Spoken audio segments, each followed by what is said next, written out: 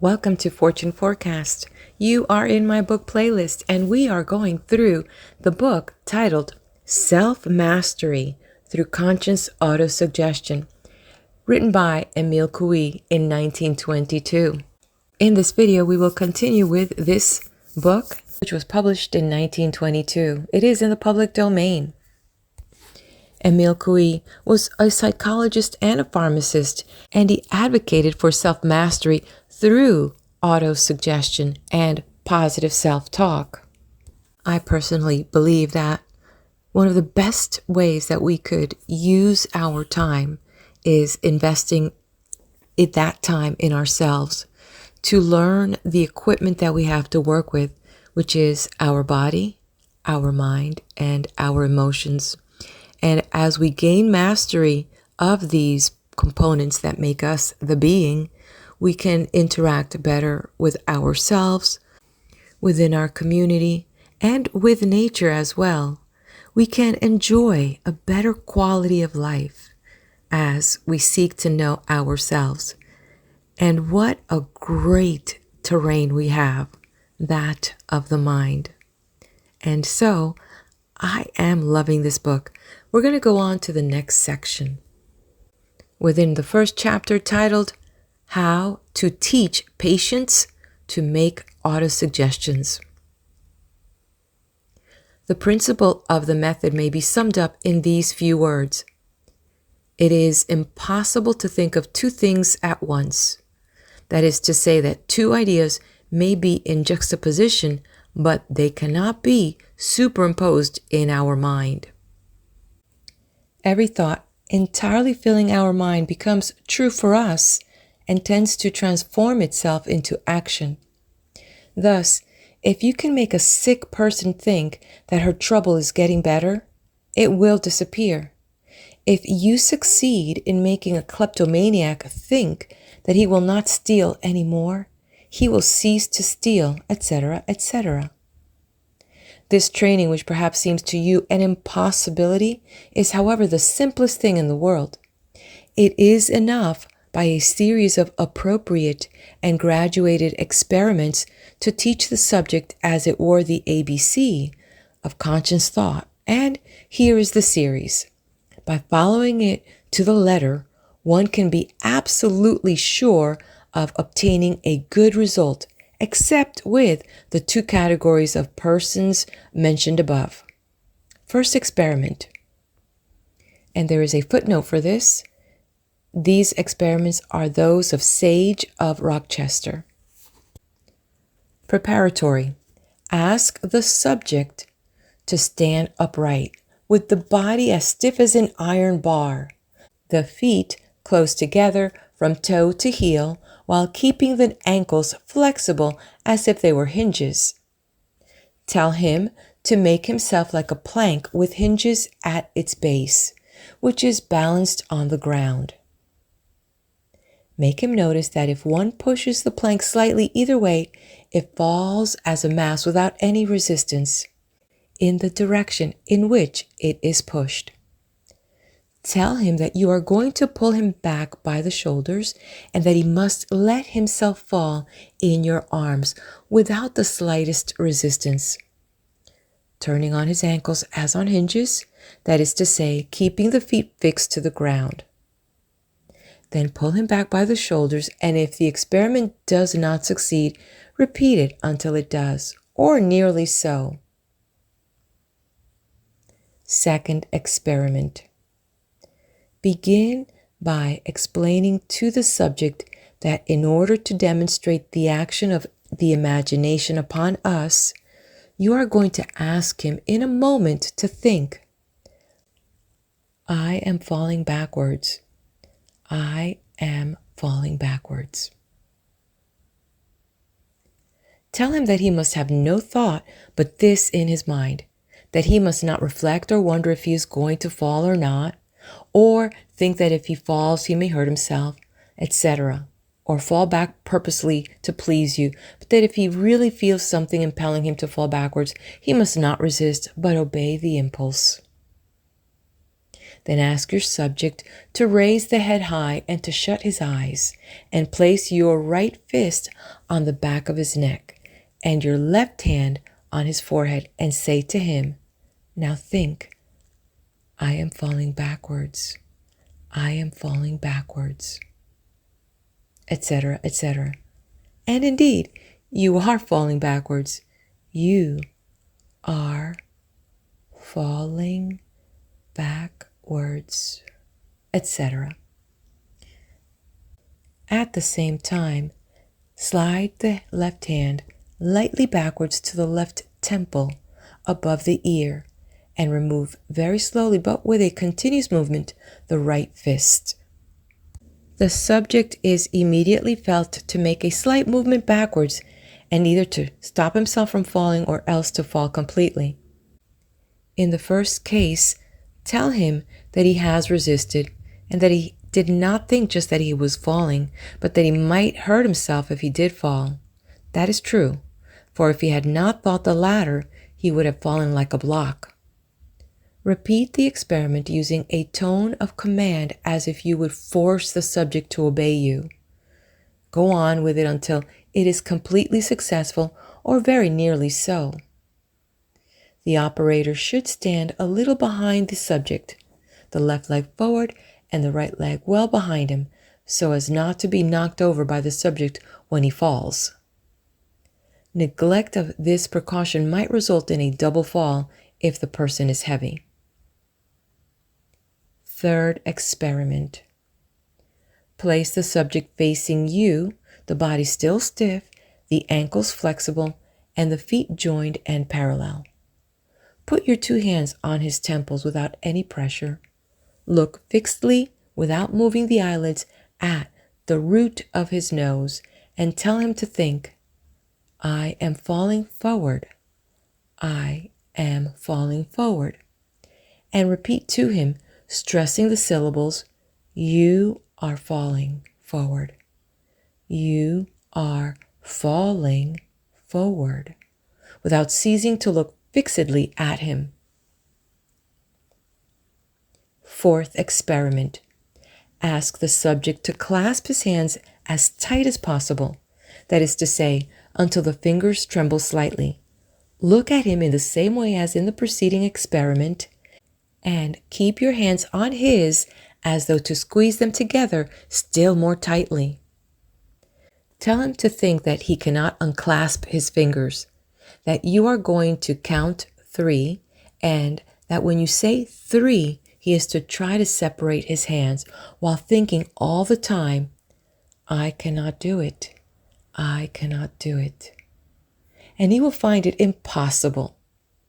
Then count very slowly. 1, 2, 3. And add immediately, detaching the syllables, "You can not do it.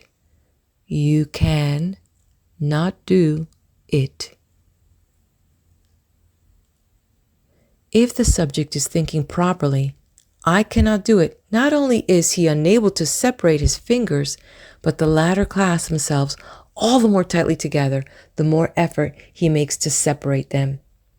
He obtains, in fact, exactly the contrary to what he wants. In a few moments, say to him, "Now think, I can do it," and his fingers will separate themselves. Be careful always to keep your eyes fixed on the root of the subject's nose, and do not allow him to turn his eyes away from yours for a single moment. If he is able to unclasp his hands, do not think it is your own fault. It is the subject's. He has not properly thought, "I cannot." Assure him firmly of this and begin the experiment again. Always use a tone of command which suffers no disobedience.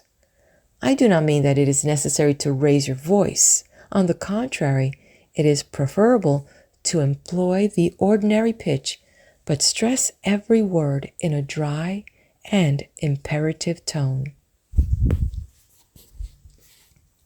When these experiments have been successful, All the others succeed equally well and can be easily obtained by carrying out to the letter the instructions given above. Some subjects are very sensitive, and it is easy to recognize them by the first fact that the contraction of their fingers and limbs is easily produced.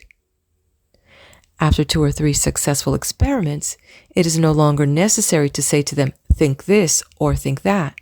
You need only, for example, say to them simply, but in the imperative tone employed by all good suggestionists, close your hands.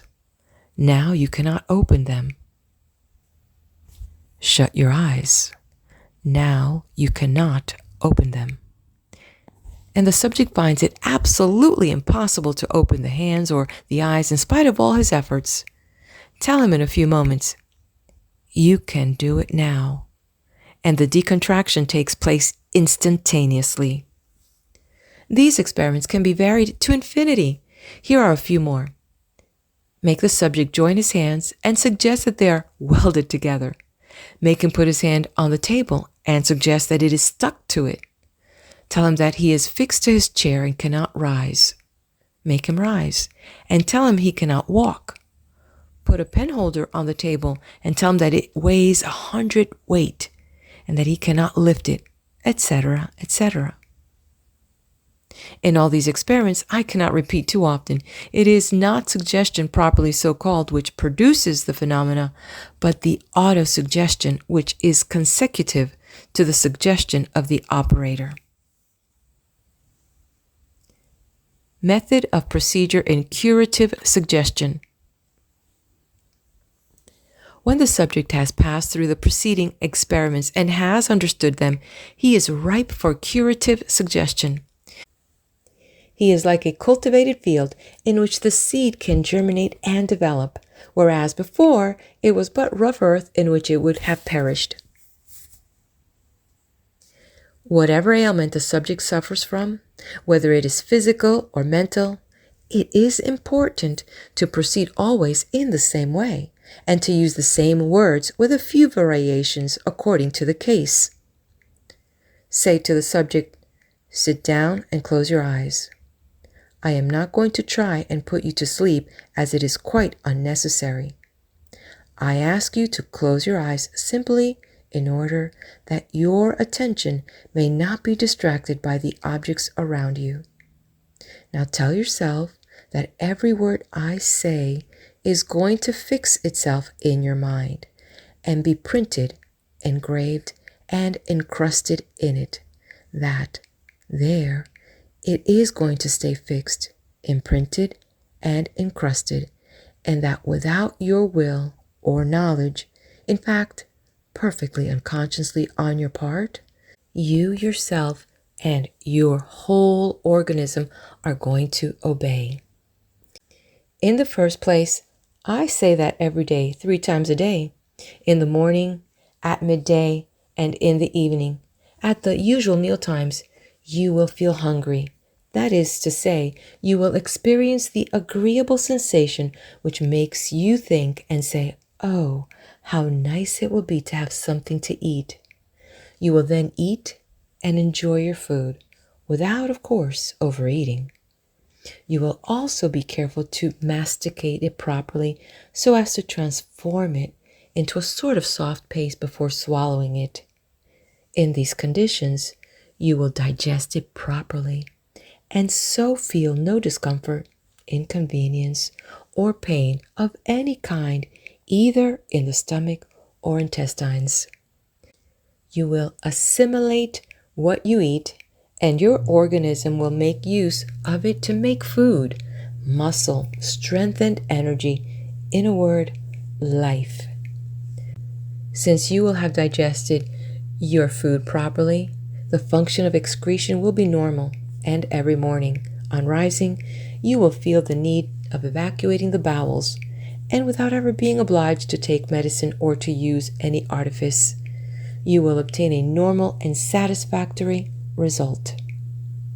Further, every night, from the time you wish to go to sleep till the time you wish to wake next morning, you will sleep deeply, calmly, and quietly without nightmares, and on waking, you will feel perfectly well, cheerful, and active. Likewise, if you occasionally suffer from depression, if you are gloomy and prone to worry and look on the dark side of things, from now onwards you will cease to do so, and instead of worrying and being depressed and looking on the dark side of things, you are going to feel perfectly cheerful, possibly without any special reason for it, just as you used to feel depressed for no particular reason. I say further still that even if you have real reason to be worried and depressed, you are not going to be so. If you are also subject to occasional fits of impatience or ill temper, you will cease to have them. On the contrary, you will be always patient and master of yourself, and the things which worried, annoyed, or irritated you will henceforth leave you absolutely indifferent and perfectly calm. If you are sometimes attacked, pursued, haunted by bad and unwholesome ideas, by apprehensions, fears, aversions, temptations, or grudges against other people, all that will be gradually lost sight of by your imagination, and will melt away and lose itself as though in a distant cloud, where it will finally disappear completely. As a dream vanishes when we wake, so will all these vain images disappear. To this I add that all your organs are performing their functions properly. The heart beats in a normal way, and the circulation of the blood takes place as it should. The lungs are carrying out their functions, as also the stomach, the intestines, the liver, the biliary duct, the kidneys, and the bladder. If at the present moment any of them is acting abnormally, that abnormality is becoming less every day, so that quite soon it will have vanished completely, and the organ will have recovered its normal function.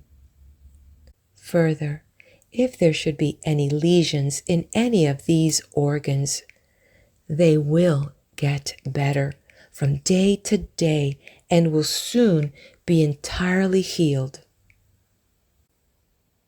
With regard to this, I may say that it is not necessary to know which organs is affected for it to be cured. Under the influence of the autosuggestion, every day, in every respect, I am getting better and better. The unconscious acts upon the organ which it can pick out itself.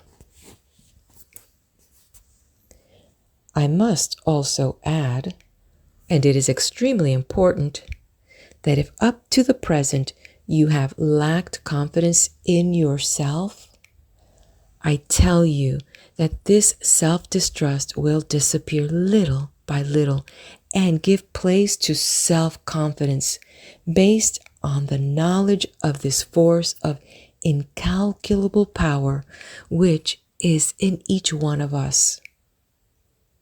It is absolutely necessary for every human being to have this confidence.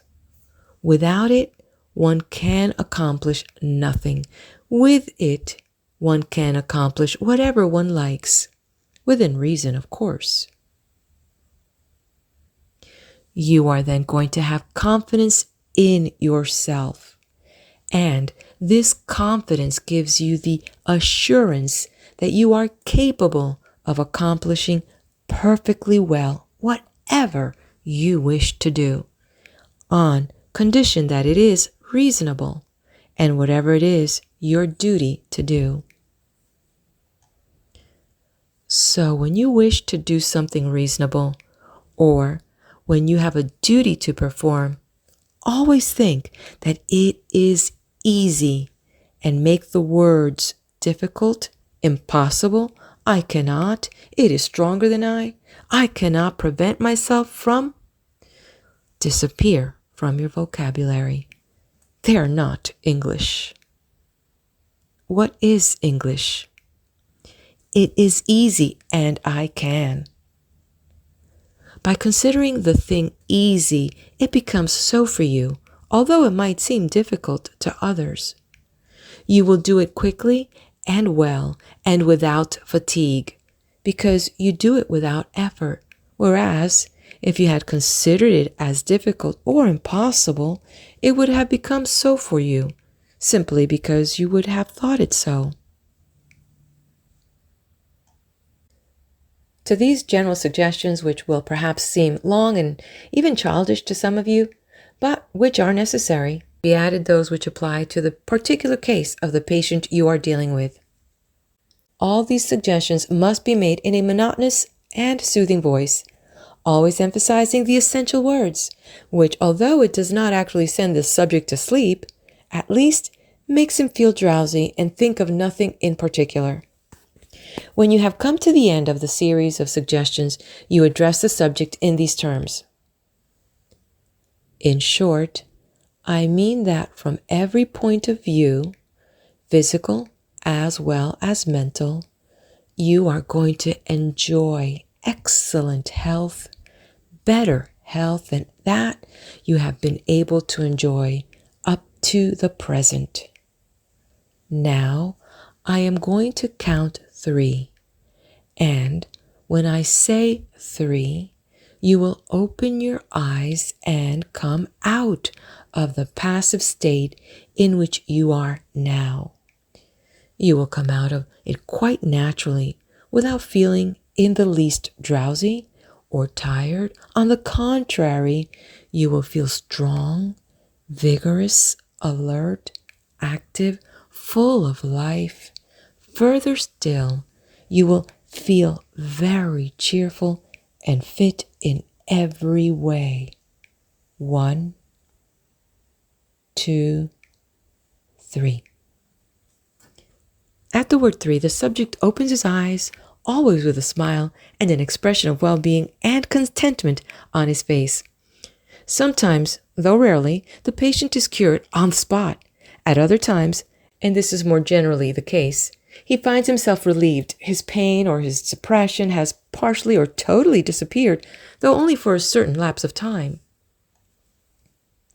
In every case, it is necessary to renew the suggestions more or less frequently according to your subject, being careful always to space them out at longer and longer intervals according to the progress obtained, until they are no longer necessary. That is to say, when the cure is complete. Before sending away your patient, you must tell him that he carries within him the instrument by which he can cure himself, and that you are, as it were, only a professor teaching him to use his instrument, and that he must help you in your task. Thus, every morning before rising and every night on getting into bed, he must shut his eyes and in thought transport himself into your presence, and then repeat 20 times consecutively in a monotonous voice, counting by means of a string with 20 knots in it, the little phrase, "Every day, in every respect, I am getting better and better." In his mind, he should emphasize the words "in every respect," which applies to every need, mental or physical. This general suggestion is more efficacious than special ones. Thus, it is easy to realize the part played by the giver of the suggestions. He is not a master who gives orders, but a friend, a guide who leads the patient step by step on the road to health. As all the suggestions are given in the interest of the patient, the unconscious of the latter asks nothing better than to assimilate them and transform them into autosuggestions. When this has been done, the cure is obtained more or less rapidly according to circumstances. The superiority of this method. This method gives absolutely marvelous results, and it is easy to understand why. Indeed, by following out my advice, It is impossible to fail, except with the two classes of persons mentioned above, who fortunately represent barely 3% of the whole. If, however, you try to put your subjects to sleep right away without the explanations and preliminary experiments necessary to bring them to accept the suggestions and to transform them into autosuggestions, you cannot and will not succeed except with peculiarly sensitive subjects, and these are rare. Everybody may become so by training, but very few are so sufficiently without the preliminary instruction that I recommend, which can be done in a few minutes.